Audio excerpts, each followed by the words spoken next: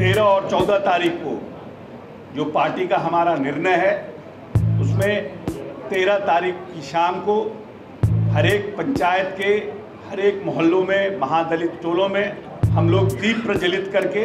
और 14 तारीख को जिस तरह से हम लोग होली और दिवाली मनाते हैं,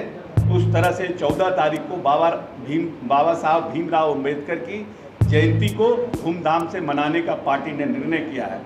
जिससे जो नौजवान पीढ़ी जिनको इस बात का एहसास नहीं है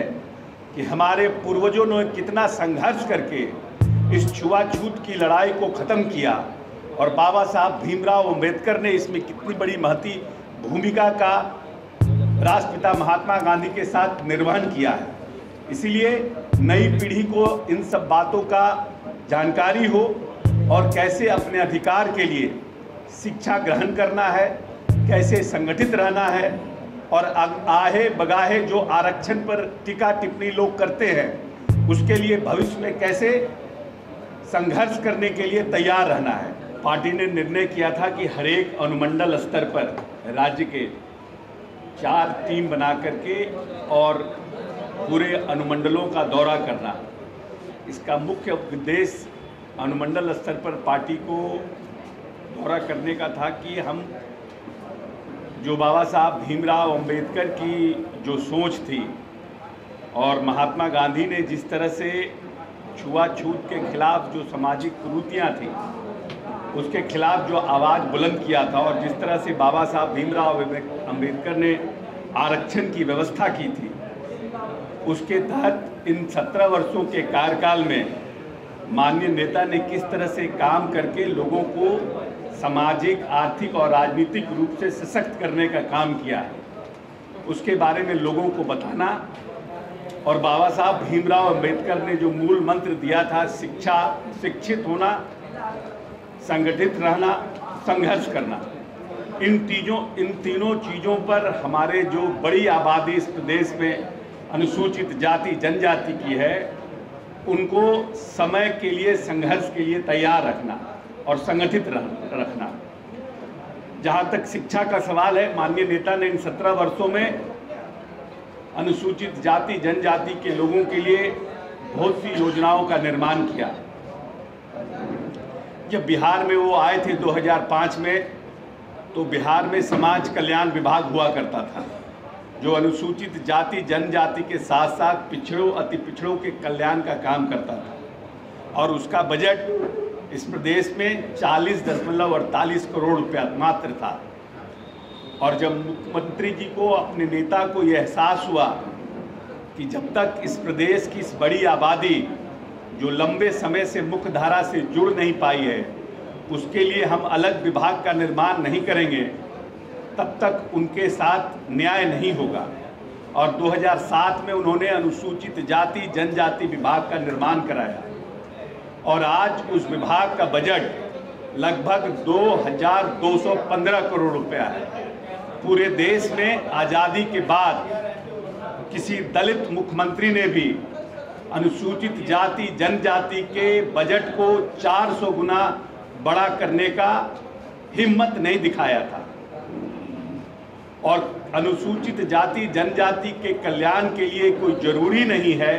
कि कोई अनुसूचित जाति जनजाति में फ़ायदा लिया हुआ व्यक्ति उसका कल्याण करे। हम सब जो लोग इस पार्टी में माननीय नेता नीतीश कुमार के साथ काम करते हैं, अपने आप को गौरवशाली मानते हैं कि ऐसे सशक्त और मजबूत नेतृत्व के साथ हम काम कर रहे हैं, जो हाशिए पे पड़े, लंबे समय से हाशिए पे पड़े लोगों को सामाजिक, आर्थिक और राजनीतिक रूप से सशक्त बनाने का काम किया। पंचायती राज के चुनाव हुए इसके पहले भी, लेकिन संवैधानिक आरक्षण होने के बावजूद भी पंचायती राज व्यवस्था में आरक्षण नहीं था। जो मुखिया के घर जाने में, जो सरपंच के यहाँ जाने में 10 बार सोचते थे कि शायद उनको न्याय मिल पाएगा कि नहीं मिल पाएगा, शायद उनको उचित सम्मान मिल पाएगा कि नहीं मिल पाएगा, वैसे लोगों को माननीय नेता ने इस प्रदेश में मुखिया और सरपंच बनाने का काम किया। इसीलिए हम सब लोग जो माननीय नेता के अनुयायी हैं, उनके पार्टी के साथ और उनको नेता मान करके इस प्रदेश में अपनी राजनीति कर रहे हैं, पार्टी के संगठन को मजबूत कर रहे हैं। और जिस तरह से माननीय नेता ने सामाजिक परिवर्तन के एक तरह से नायक हैं, जिन्होंने 15 अगस्त और 26 जनवरी को महादलित टोलों में महादलित परिवार के सबसे बुजुर्ग व्यक्ति से झंडोत्तोलन का निर्णय किया। यह सिंबॉलिक काम उन्होंने करा करके समाज में ये मैसेज देने का काम किया कि मुख्यमंत्री से लेकर प्रदेश के प्रभारी मंत्री सब उस बुजुर्ग व्यक्ति के साथ झंडोत्तोलन में खड़े रहेंगे, कि समाज का हर एक व्यक्ति उतना ही महत्वपूर्ण है, चाहे वो किसी जाति या धर्म का हो। और माननीय नेता ने इस समाज को सशक्त और मजबूत बनाने का काम किया। जो लोग बड़ी बड़ी बात कहते हैं कि हम दलितों के बहुत पोषक हैं, दलितों के बहुत समर्थक हैं, राजनीतिक दल के लोग बड़ी बड़ी बातें कहते हैं। उनके कार्यकाल में लंबे से चली आ रही बहुत सी योजनाओं का जो अनुसूचित जाति जनजाति के कल्याण के लिए था, खास करके हमारे बिहार में था, जैसे जगजीवन राम छात्रवृत्ति, ये एक बड़ा वोट बैंक है, इसकी आबादी बड़ी है इस प्रदेश में। तो उस वोट बैंक को प्राप्त करने के लिए सब लोग नई नई बातें करने का काम कर रहे हैं। हम तो ये कहते हैं कि माननीय नेता ने न सिर्फ इस प्रदेश के नौजवानों को शिक्षित किया, 25,000 प्राथमिक विद्यालयों का निर्माण कराया महादलित टोलों में। 10.5% बच्चे स्कूल के बाहर थे जब माननीय नीतीश कुमार आए थे। और जब वो आए थे इस प्रदेश में तो यह प्रदेश का टोटल बजट मात्र 32,000 करोड़ था। आज इस प्रदेश का बजट 2,62,000 करोड़ है, जो इस बार वित्त मंत्री विजय चौधरी जी ने विधानसभा में पेश किया है। तो यह इस बात को प्रमाणित करता है कि जिस व्यक्ति के पास नीयत होती है, जिस व्यक्ति के पास सोच होता है, जो व्यक्ति दूरदर्शी होता है, वह न सिर्फ बजट का प्रावधान करता है, न सिर्फ उसको योजनाओं का निर्माण करता है, बल्कि उसको ज़मीन पर उतारने का काम करता है। प्रदेश के तमाम इलाकों में जहां सुदूर आज़ादी के इतने साल बाद भी जिस घर में आज तक बिजली नहीं जली थी, उन वैसे सभी महादलित परिवारों में माननीय नेता ने बिजली देने का काम किया। और सबसे पहले उन्होंने निर्णय किया कि महादलित टोलों में बिजली का लाइन सबसे पहले महादलित टोलों में जाएगा। और जब हर घर नल और जल का उन्होंने निर्णय किया, नली गली का निर्णय किया, तो उन्होंने ये निर्णय किया कि सबसे पहले महादलित टोलों में इसका काम शुरू होगा। यह इस बात को प्रमाणित करता है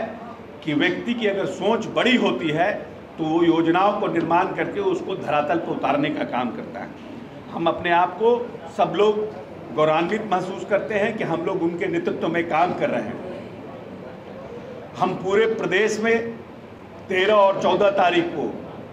जो पार्टी का हमारा निर्णय है, उसमें 13 तारीख की शाम को हर एक पंचायत के हर एक मोहल्लों में महादलित टोलों में हम लोग दीप प्रज्वलित करके, और 14 तारीख को जिस तरह से हम लोग होली और दिवाली मनाते हैं, उस तरह से 14 तारीख को बाबा साहब भीमराव अम्बेडकर की जयंती को धूमधाम से मनाने का पार्टी ने निर्णय किया है, जिससे जो नौजवान पीढ़ी जिनको इस बात का एहसास नहीं है कि हमारे पूर्वजों ने कितना संघर्ष करके इस छुआछूत की लड़ाई को ख़त्म किया और बाबा साहब भीमराव अम्बेडकर ने इसमें कितनी बड़ी महती भूमिका का राष्ट्रपिता महात्मा गांधी के साथ निर्वहन किया है। इसीलिए नई पीढ़ी को इन सब बातों का जानकारी हो और कैसे अपने अधिकार के लिए शिक्षा ग्रहण करना है, कैसे संगठित रहना है, और आहे बगाहे जो आरक्षण पर टीका टिप्पणी लोग करते हैं, उसके लिए भविष्य में कैसे संघर्ष करने के लिए तैयार रहना है, इसकी रूपरेखा तय करना है। और सभी 13 और 14 तारीख को पूरे धूमधाम से इस कार्यक्रम को मनाना है।